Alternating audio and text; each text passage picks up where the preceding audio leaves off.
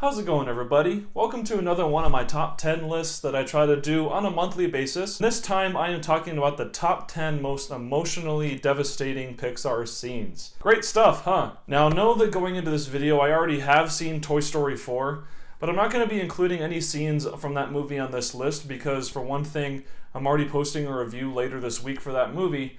But secondly, with the release of a new Pixar film, especially in relation to the Toy Story franchise, I wanted to recap some of the most emotionally satisfying or devastating scenes that Pixar has created for the films, because they definitely do have a reputation of making many films that have an emotional impact. As a huge fan of Pixar myself, I definitely wanted to pay tribute to the scenes that I find to be the most moving for myself personally. So with that, I hope you enjoy what I've chosen for this list, including my thoughts on them, and thanks for watching as always. Musical montages can be very hit or miss for me, for they can either evoke the right emotions with the proper music choice, or completely throw the audience off from what the story's trying to accomplish. Thankfully, the former was in the favor of Pixar when they told the sad story of Radiator Springs, for witnessing the march of progress clinch this humble town into absolute obscurity is heartbreaking stuff. It's emotionally effective because this scene comes from a place of truth, with small-town America falling prey to societal traps and reality. While I may have never been moved to tears by this scene, the combination of music and Lightning McQueen's growing empathy is enough to win me over every time I watch Cars. As much as I love both Incredibles movies, I wouldn't consider them to be on the same level as other Pixar films in terms of their emotional impact. However, one moment I find to be highly underrated comes from the sequel, Incredibles 2. In this film, one of the key elements of Bob Parr's characterization is how he learns to be a more capable father. After struggling with various things like screwing up Violet's efforts to woo Tony Ridinger, not knowing the answers to Dash's math homework, and coping with Jack's new powers, the poor man just breaks down and loses it. But in a pure moment of weakness and regret for his mistakes as a father, the angsty but kind Violet goes to comfort him. It's the specific line that gets to me. In a loving gesture to prove her love and forgiveness towards her father, she says, "You're not good. You're super." Touching stuff indeed. In a scene which very few animation studios would ever dare to attempt, Finding Nemo goes right for the feels in arguably one of the saddest and most emotionally devastating opening scenes ever composed for a movie. Yeah, just barely after Marlin and Coral get excited over the idea of having 400 plus baby fish hatch from their eggs, a barracuda makes the jerk move of eating all of them except for Marlin. With moody lighting, Albert Brooks's heartbreaking vocal work, and images that make you really feel the weight of Marlin's despair, this is about as shocking of an opening as you can get for a family film, sending the message to kids that death and loss are real things that people need to deal with. Thankfully, though, the audience gets some respite from the fact that Nemo survived, setting the stage for one of Pixar's best movies.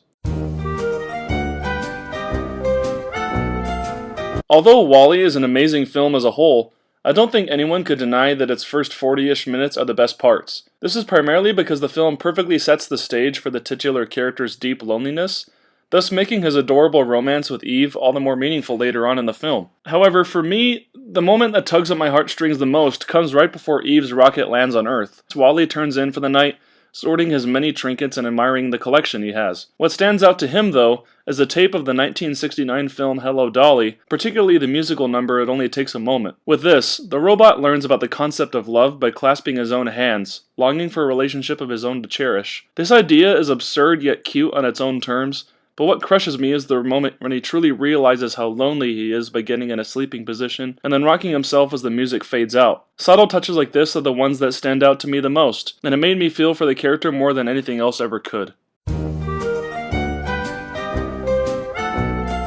The fact that this scene is number 6 on my list just proves how moving Pixar's films can be. In perhaps one of the saddest yet most satisfying movie endings of the past decade, the main character Riley is experiencing an immensely wide range of emotions as she's dealing with prepubescent angst. Her anger and frustration is justified after all, for her whole entire world was shattered after her family had to move from Minnesota to San Francisco, forcing her to cope with the fact that life isn't perfect. Once Riley reaches an epiphany that she has to accept sadness and trials into her life, she abandons her irrational plan to run away and confides in her parents. For me, the scene isn't just moving because of the highly emotional and meaningful exchange between Riley and her parents. It's because the film sets up this moment perfectly with its story and characters, the likes of which all cleverly play out in Riley's head. Since we spent the whole entire movie basically watching Riley go through the struggles of puberty, it makes this ending all that more special. I recognize that not everyone considers this to be a great Pixar film, but if they thought more about the terrific lesson taught by this emotionally satisfying ending, I think their opinions would change. This isn't the last ending to be featured on my list, but that certainly doesn't mean it isn't meaningful. Most kids' movies which ride on the lesson of everybody having limitless potential tend to be contrived BS, and the messages are half-hearted attempts at making their stories relevant. With Ratatouille, though, the age-old theme is delivered with absolute expertise. Anton Ego, the critic who is the epitome of a snobbish foodie, is set up as a man who had inadvertently killed Chef Gusteau because of a bad review he gave of his formerly 5-star restaurant. Throughout the film, the threat of his return to the restaurant is established as both Linguini and Remy fear what his review could do to their reputation. Once the film successfully builds up to the moment when Remy makes a dish of ratatouille for Ego, however, we witness a jaded old man revert back to his childhood. The scenes that follow of Ego completely breaking down and accepting a true work of art are as satisfying as one could hope for, given that his written review speaks so many inspired truths about creativity. I can think of countless people who are more artistically gifted than me, but even so, I'm so incredibly humbled that Brad Bird delivered the message that not everyone can be a great artist, but that a great artist can come from everywhere. Is Ratatouille the best Pixar film? It may be, and this stellar ending is one of the reasons why. It was summer 2010, practically 9 years to the date of this video's publishing on YouTube. I was 15 years old and already developing a somewhat cynical attitude towards cinema, skeptical that Pixar would be able to successfully cap off Toy Story with a third film. But then it happened. I sat in the theater on opening day with a few of my friends, and we sat there absolutely dumbfounded and emotionally drained by the experience of watching Toy Story 3. And there were definitely many scenes that made us feel something before this, the likes of which include Lotso's backstory, that descent into the furnace, and Andy saying goodbye to his mother. But the real kicker was in the final 5 minutes, in which both Andy and his toys accept the inevitable and say their heartfelt goodbyes. This final scene is simply movie magic, for everything about the music, dialogue, editing, animation, and storytelling add up to an ending that has no right being as emotionally devastating as it is. But really, I can't fathom that anyone who's been invested in the Toy Story franchise would not be moved to tears by the way that this scene beautifully brings Andy's story to a conclusion. It's all emblematic of people leaving behind their childhoods to prepare for adulthood, and it's the stuff that we all clamor for movies to be. Regardless of what Toy Story 4 does to continue this franchise, this was a perfect ending to one of the great film trilogies. Coco may not have been the best animated film I saw in 2017, let alone the most emotionally satisfying one. However, Pixar once again pulled my heartstrings with the ending to one of their films, except this time it was much more personal. I'm ashamed to admit that growing up I wasn't as close to my grandma on my mom's side as I would have liked to have been. As a kid, I was much more interested in having fun and playing with my cousins than talking with my extended relatives. And once I got older, there's a disconnect as my grandma faced many mental and physical health problems. And then she passed away in mid-November 2017, with me realizing that one of my lifelong regrets would be not connecting with her enough in mortality. You can probably imagine then how emotionally distraught I was when I saw Coco literally a week after she passed away. The final rendition of Remember Me in the film already would have been emotionally cathartic due to the significance of this scene to the story and its overall themes, but for me, the extra gut punch of my personal baggage just added to its effect on me. Because of this film's immensely sad but hopeful ending, I now try to make a stronger effort to connect with my family, and I can only imagine that the rest of you do too.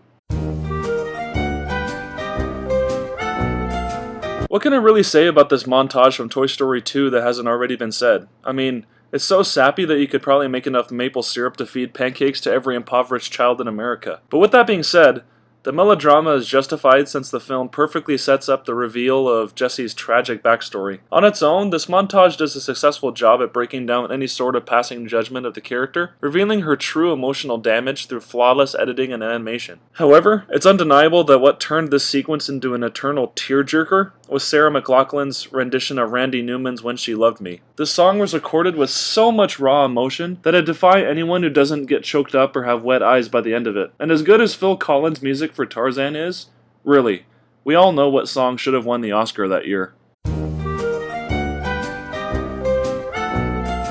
You all knew this was coming. This scene is literally the meme that everyone references when they say, "Still a better love story than Twilight." The 4-minute-long married life montage is simply some of the greatest animation ever created. It tells one everything they need to know about Carl Fredricksen and his baggage, and is a masterful tribute to a life well lived. One, I'm undeniably full of hardships, trials, and even outright tragedy, but ultimately made worth it because of the adventure endured by a loving couple. Like Coco, though, the emotional power of this scene is heightened for personal reasons.